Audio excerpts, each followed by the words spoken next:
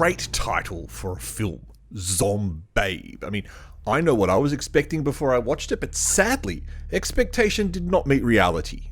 When it comes to horror movies from Asian territories, the Philippines tries really hard to create its own identity amongst a sea of stereotypical Asian horror fodder.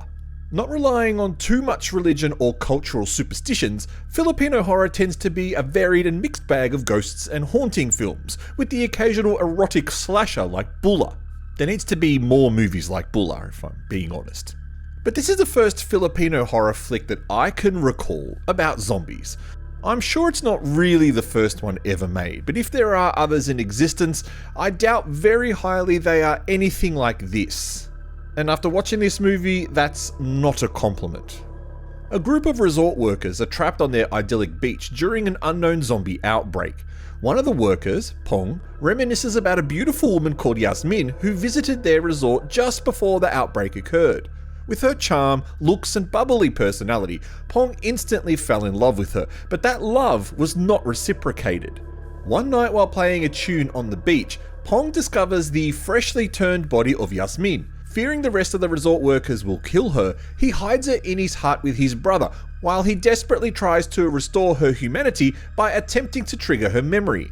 Except the only thing he seems to be triggering is how Yasmin actually broke his heart. Now, did I mention it was a comedy horror? Because that's a really important point to note with this film. This is a film that is supposed to be more funny than scary, but by the end, I was left scratching my head about what this movie was about and who its target audience could possibly be. There's a romantic element to this film, but it's one-sided. There is comedy in the film, but it's mostly brought in from the flamboyant brother character who tries to elicit a few cheap laughs due to stereotypes. And then there's a zombie in a film, but it's a boring zombie who doesn't do anything exciting. At no moment throughout the film did there feel like there was any danger to the characters. Even with The Exorcist, another Filipino comedy horror, there was an element of danger as one of the characters progressively got more and more demonic, even though it was quite humorous. Yasmin, the Zombabe, doesn't feel like a threat at all, and while Pong is quite a charming character, it's hard to sympathise with someone so gullible that he's willing to be made a fool of a second time by the same woman.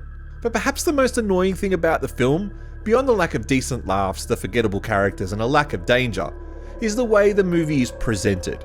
It jumps between the past and present far too frequently that following the movie is only made possible by the visual cues of the colour tones. One moment, Yasmin is normal. The next, she's eating goat meat off the plate like a wild woman. Kudos to Kim Molina for pulling off the role, but it's a shame it wasn't written better.